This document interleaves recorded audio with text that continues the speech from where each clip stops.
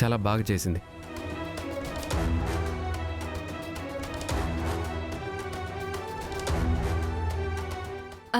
అత్తయ్య నేను తర్వాత తింటానులేండి.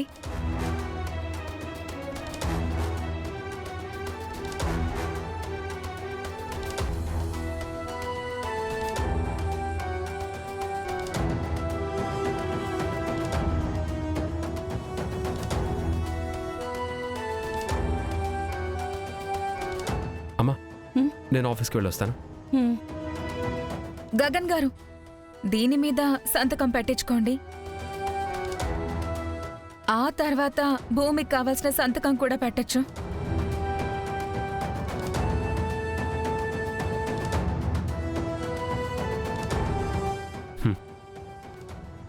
నేను కూడా తోడు రావాలా? నో, ఇట్స్ ఓకే, నేనే వెళ్ళొస్తాను.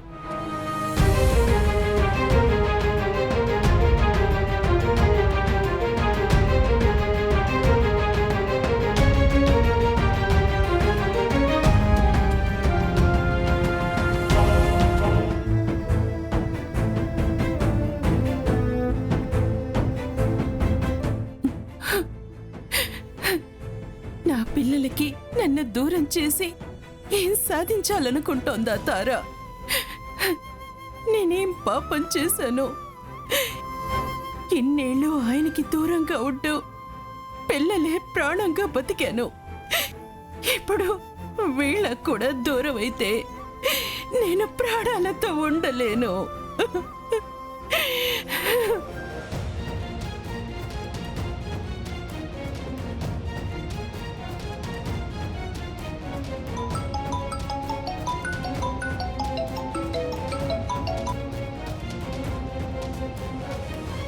హలో అత్తయ్య, బావ బయలుదేరాడా?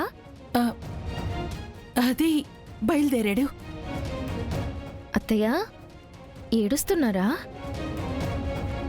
అత్తయ్య ఏమైంది చెప్పండి. అదేం లేదమ్మా, వాడు బయలుదేరాడు. కాదు, ఏదో జరిగింది. మీరు నా దగ్గర ఏదో దాస్తున్నారు. చెప్పండి అత్తయ్య, ఏమైంది? మిమ్మల్ని ఎవరైనా ఏమైనా అన్నారా? అదేం లేదమ్మా, కానీ వాడు బయలుదేరేటప్పుడు ఆ తారొచ్చి విడాకుల పత్రాలు కూడా చేతిలో పెట్టి వాటి మీద నువ్వు సంతకం పెట్టిన తర్వాతే నీకు కావలసిన సంతకం పెట్టమని చెప్పింది. ఓ, తార వచ్చిందా? అసలు ఆ తార మాటకి బావెందుకు అంత విలువిస్తున్నాడు? తప్పట్లేదు. ఆ ధ్రువ పూరికి పెళ్లి జరగాలంటే ఈ తార ఒప్పుకోవాలి కదా. తార ఒప్పుకోకపోతే ధ్రువ పూరిని పెళ్లి చేసుకోడు. అందుకే తార ఏం చెప్పినా వాడు చెయ్యక తప్పట్లేదు. సరే అత్తయ్య, దాని సంగతి నేను చూస్తాను. బావొచ్చాడు కదా, మీరేం బాధపడకండి. అమ్మ భూమి, అత్తయ్య ఆ విడాకుల మీద సంతకం పెడతావా?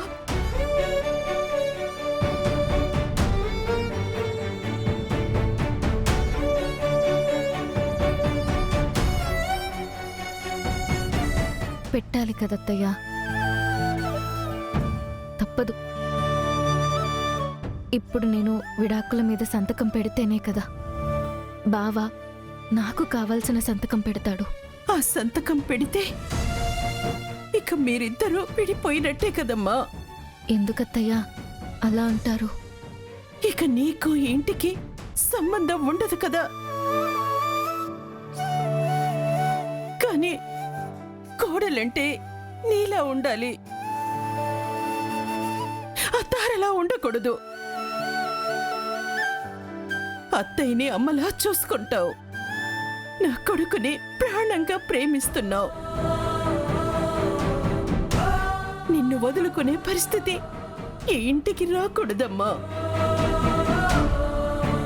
నువ్వు పెట్టే ఒక్క సంతకం ఎన్నో బంధాల్ని దూరం చేస్తుందేమోనని నాకు భయంగా ఉందమ్మా. నువ్వు ఆ సంతకం పెట్టకూడదని నేను 1,000 మంది దేవుళ్ళకి మొక్కుకుంటున్నాను.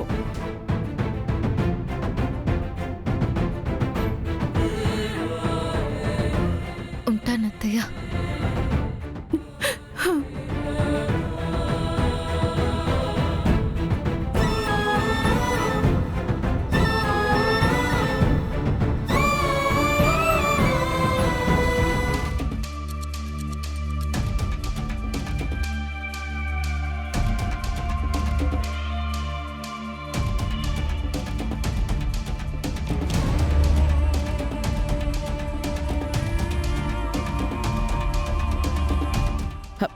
బేబీ,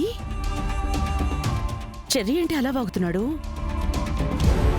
నిజంగానే రాత్రి వాడు ఫైట్ చేశాడా?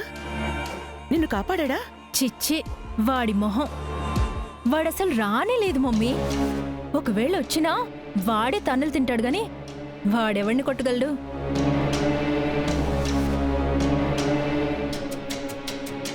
హలో, మీ ఫ్రెండ్ దివ్య.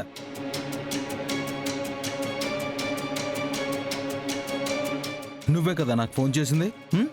నేనే కదా వచ్చి వాళ్ళిద్దరినీ కొట్టి దీన్ని కాపాడాను. ఇదంతా అబద్ధం అని చెప్తున్నారు. నువ్వు చెప్పు, నిజమేంటో చెప్పు.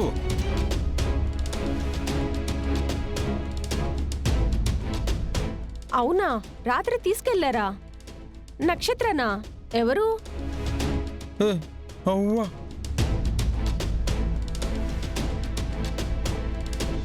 ఏం మాట్లాడుతున్నావే?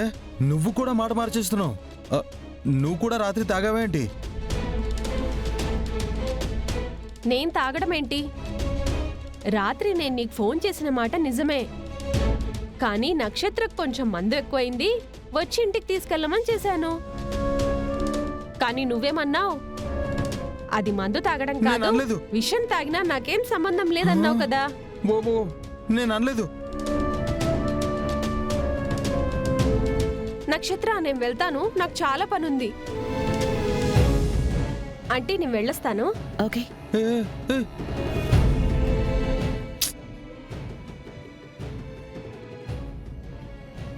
ఏరా, అంత మాట అన్నావా నన్ను? పైకేమో ప్రేమ ప్రేమ అని ఓ వాగుతావు. నక్షత్ర, నీకు దండం పెడతా, నేను నిజంగా అనలేదు. నాకు అర్థమైంది. ఇదంతా మీ అమ్మే మేనేజ్ చేసింది. ఆ? అత్తయ్య, నిజం చెప్పండి. మీరే కదా దాన్ని కలిసి నాకు నిజం చెప్పకూడదని డబ్బుతో మీరు దాన్ని కొనేశారు, లేదంటే మీరు దాన్ని బెదిరించుంటారు.